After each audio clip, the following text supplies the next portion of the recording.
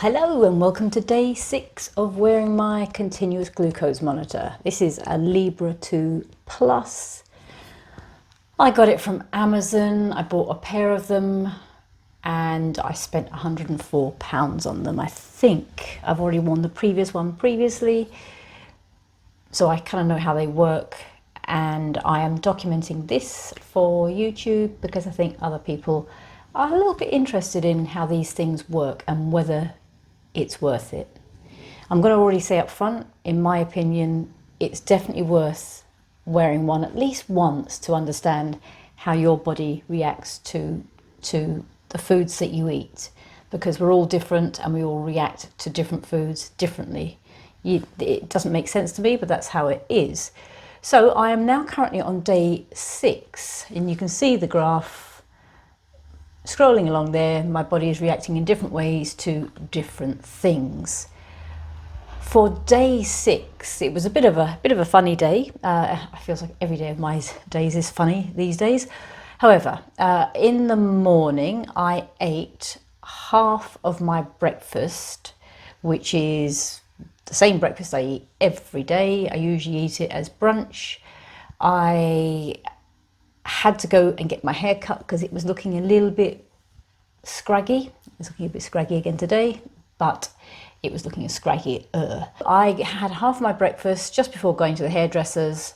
I did a very brisk 10 to 12 minute walk up there, and I sat down and waited. It's one of those hairdressers you just drop in, and when she's ready to cut your hair, she cuts it. So I had to sit there for probably about half an hour scrolling through my phone whilst I was waiting to be seen, and she probably spent 15-20 minutes cutting it, and then I left and did a brisk walk home again. And so 10 to 12 minutes walk either side of the haircut.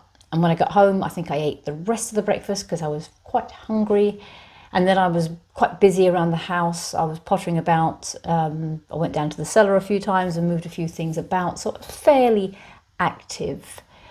And you can see from the graph here, and I'll also put it on screen a little bit larger so you can see it, but there are two big spikes, but let's say big spikes, they both come in below the 7, so that's really good as far as I'm concerned.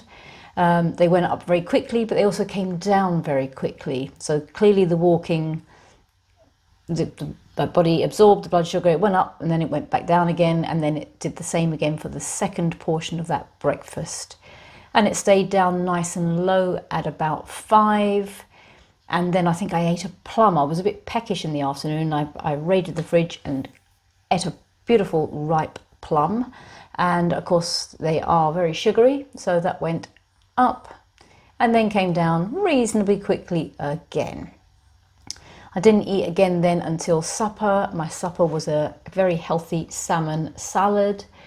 There was nothing heavy in the carbohydrates in there. It was literally just salmon and a mixture of some shredded cabbage, lettuce, rocket, some cherry tomatoes, and a little bit of grated carrot, and a few other things, and then some cider vinegar and olive oil to dress it with, and salt and pepper and some chilies and stuff. And then afterwards I had another bit of the delicious oat and protein powder cake that my niece made for me before she left on the weekend. I'm trying to eat my way through it because it's very delicious, but it's very spiky in my blood sugar because oats are of course a carbohydrate. Anyway, I ate that, blood sugar went up, but it only went up to around the 7 mark, and then it came down again fairly quickly. So I'm actually pretty happy with how that actually went. And I went to bed and my blood sugar was down to 5 or a bit below 5. That was absolutely excellent. So clearly you can see the hack of exercising straight after eating and being active after eating is definitely a good one. The other place where there was exercise after eating was this one over here, but there was also some cider vinegar involved in that one as well. And where else did I exercise? Really, that was it. I was fairly active there after eating. So yeah, I think the moving after eating is proving to be quite effective at quickly bringing that spike back down. I think I am learning the sort of lesson I was hoping not to learn, actually, that movement is king. I think having cider vinegar just before you eat is also very effective. And I think on day 4, I had cider vinegar about 5 hours before I ate. And I do think for me, even that far prior to a meal, it still has a bit of a lasting effect. So I'm going to try a few more cidery vinegar hacks in the coming days. So I'm on day 6 and we get 15 days. So I've got 9 more days left of this monitor producing results. So I'm going to try a couple of things. I'm going to try a little bit of cider vinegar in the morning, maybe a bigger quantity of cider vinegar in the morning, then nothing in the morning, but just a little bit before I eat, and then just try the various different things. But I definitely can see the difference between taking exercise straight after eating or not. And I think going for a brisk walk is probably the most effective way of doing it.